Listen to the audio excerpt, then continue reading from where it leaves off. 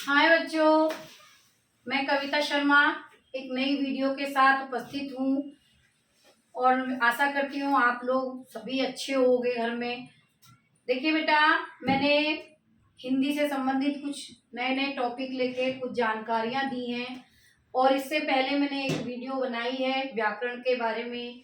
तो आप मेरी पहली वीडियो व्याकरण से देख सकते हैं। पहली वीडियो में आज मैं एक नए टॉपिक को लेकर आई हूँ और मेरा टॉपिक है वर्ण विचार। तुम देखिए बेटा, मैंने वर्ण विचार के बारे में पहली वीडियो में भी बताया है और मैं आपको थोड़ा सा पहली वीडियो के बारे में बता दूं कि मैंने वर्ण के बारे में, व्याकरण के बारे में, वर्ण कितने प्रकार के होते हैं, वो सारी चीजें मैंने उस वीडियो में बताई है। आज मैं बताऊंगी आपको वर्ण कितने प्रकार के होते हैं। ये मैंने पहले भी बताया, स्वर और व्यंजन। दो प्रकार के वर्ण होते हैं बेटा।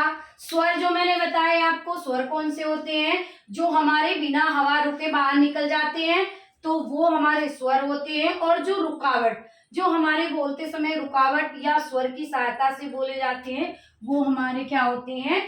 व्यंजन होते हैं बेटा। अब मैं आपको सबसे पहले बताऊंगी स्वर। स्वर क्या होता है? स्वर जो होते हैं वो हमारे 11 होते हैं बेटा। कितने होते हैं? 11 स्वर होते हैं। और 11 स्वर में हमारे मात्राएं जो होती हैं वो सिर्फ 10 की होती हैं। 10 की होती है। क्यों?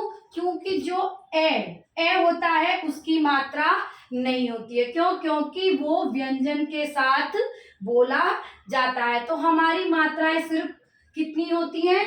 10 होती हैं। और वैसे पूरे स्वर हमारे कितने होते हैं? 11 होते हैं। 11 होते हैं और मात्राएं हमारी 10 होती है। ए की मात्रा नहीं होती है। ए जो होता है वो व्यंजन के साथ बोला जाता है। अब देखिए बेटा, स्वर। अब हमारे स्वर के भी भेद होते हैं। स्वर के कितने भेद होते हैं? देखिए बेटा, स्वर जो होता है उसको भी हमारे भेद है, उसके हमारे 3 भेद हैं। स्वर को भी 3 भागों में विभाजित कर दिया गया है। अब यहाँ आपके बहुत सारे क्वेश्चन हो जाते हैं। पहला क्वेश्चन मैंने आपको जो व्याकरण के बारे में बताया, व्याकरण क्या हुआ, व्याकरण कितने प्रकार की होती है। उसके बाद मैंने वर्ण बताया, वर्ण कितने प्रकार के हुए? 2 प्रकार के। उसके बाद यहाँ बहुत सारे क्वेश्चन बन जाते हैं बेटा। तो जी देखिए बेटा, ये जो चीज मैं समझा रही हूँ लेकर 6 से और 12th तक ही नहीं, आगे आने वाले जो आप एग्जाम की तैयारी करते हैं, जैसे एसएससी है, आईएएस है, पीसीएस, ये बड़े बड़े जो हाई लेवल के टेस्ट होते हैं उनमें भी हिंदी बहुत ज्यादा इम्पोर्टेंट होती है बेटा। उसमें भी कम से कम 50 नंबर की हिंदी आती है और उनमें भी ये चीज सारी बहुत ज्यादा जरूरी हो जाती है और इनसे आपको बहुत सारे क्वेश्चनों के आंसर मिल जाएंगे। अब देखिए, अब हम आते हैं कि स्वर। स्वर जो है हमारे कितने प्रकार के होते हैं बेटा? 3 प्रकार के होते हैं। पहला स्वर है दीर्घ, फिर लघु और फिर प्लतु स्वर। 3 प्रकार के स्वर होते हैं बेटा।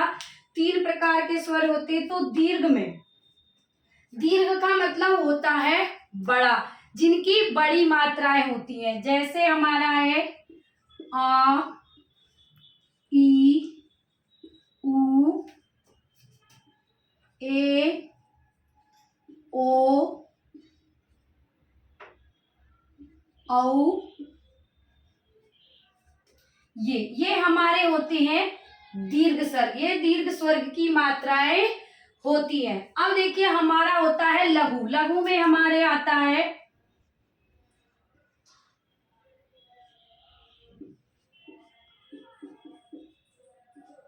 ये हमारे लघु स्वर होते हैं। और मैं एक जानकारी बताऊं बेटा, लघु स्वर अगर आपको पूछ लिया जाए लघु स्वर किसे कहते हैं, तो जिन स्वरों में कम समय लगता है, जिन स्वरों में बोलते समय कम समय लगता है, उन्हें हम लघु स्वर कहते हैं। और फिर आता है हमारा दीर्घ स्वर। वो स्वर जिनका हम मुख से उच्चारण करते समय दुगना समय लगता है। जहां दुगना समय लग रहा हो वहां हमारा हो जाता है बेटा दीर्घ स्वर। तो जहां समय ज्यादा लग रहा है वहां हो जाता है दीर्घ स्वर, और जहां समय कम लग रहा है वो हो जाता है हमारा लघु स्वर। और ये जो प्लतु स्वर होता है यहाँ तिगुना समय लगता है बेटा। तिगुना समय जहाँ 3-3 मात्राएं आ जाती हैं, जैसे ओम, भैया, ऐसे जो वर्ड होते हैं वो सब प्लतु स्वर के अंदर आते हैं। अब बेटा आपको समझ में आ गया होगा कि हमारे वर्ण दो प्रकार के होते हैं, स्वर और व्यंजन। स्वर क्या होते हैं? लघु, दीर्घ और प्लतु, ये 3 प्रकार के हमारे स्वर होते हैं बेटा। अब आ जाते हैं हम व्यंजन। अब देखिए बेटा व्यंजन कितने प्रकार के होते हैं। तो व्यंजन हमारे होते हैं स्पर्श व्यंजन, स्वस्वस्थ व्यंजन और ऊष्म व्यंजन। 3 प्रकार के हमारे व्यंजन होते हैं बेटा, 3 प्रकार के हमारे व्यंजन होते हैं। अब देखिए यहाँ से इन व्यंजनों को भी 27 व्यंजन होते हैं बेटा। 27 जो अक्षर होते हैं वो हमारे व्यंजन में आते हैं। जो स्पर्श व्यंजन होते हैं वो कितने होते हैं बेटा? 27 संख्या है उनकी जो स्पर्श व्यंजन की होती है। इन 27 अक्षरों को 5 वर्गों में बांट दिया है। इन 27 अक्षरों को या 27 वर्णों को 3 वर्गों में विभाजित कर दिया है। 3 वर्ग बना दिए गए हैं। कौन कौन से? पहला हमारा का वर्ग, दूसरा हमारा च वर्ग, तीसरा है ट वर्ग और चौथा है त वर्ग और पांचवा है प वर्ग। तो ये हमारे 5 वर्ग बना दिए गए हैं व्यंजन के। अब आपको पता होगा कि व्यंजन हमारे कितने प्रकार के हो गए और व्यंजन में जो अक्षर होते हैं वो 27 होते हैं बेटा। इसे देखिए जो का होता है इसको हम एक नाम दिया सभी ने, कंठ वर्ग, दूसरा है तालु वर्ग, तीसरा है मूर्धा और चौथा है दंत और पांचवा है ओष्ठ। तो ये 5 हो गए। जो हमारे कंठ से निकलने वाली ध्वनि है उसको क्या बोला गया? कंठ वर्ग। का वर्ग यानी कि जो कंठ से निकले हुए अक्षर है। फिर हमारा आता है तालु। तालु का मतलब है जो हमारी जो जिह्वा है वो तालु से छूकर निकलती हुई जो ध्वनि होती है वो हमारी हो गई तालु वर्ग। फिर आता है मूर्धा जो दोनों को टच करती है, ऊपर भी और नीचे भी, दोनों को टच करने वाली मूर्धा। और दांत, जो दांतों के बीच से ध्वनि निकलती है वो होती है दंत। और ओष्ठ जो हमारे होठों से, जैसे फा पा, जो दोनों होठों को मिलाकर बाहर निकलने वाली ध्वनि वो हमारी ओष्ठ यानी कि फा वर्ग से होती है। अब देखिए बेटा आपको समझ में आया मैंने क्या क्या क्लियर किया है।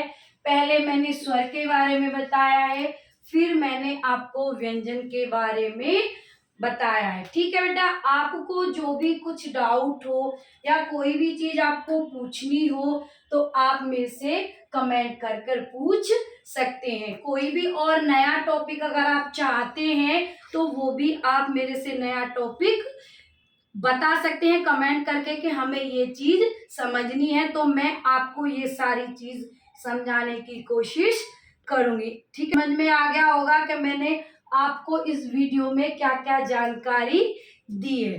ठीक है बेटा, और जो भी चाहिए तो वो आप मेरे से पूछ लीजिएगा।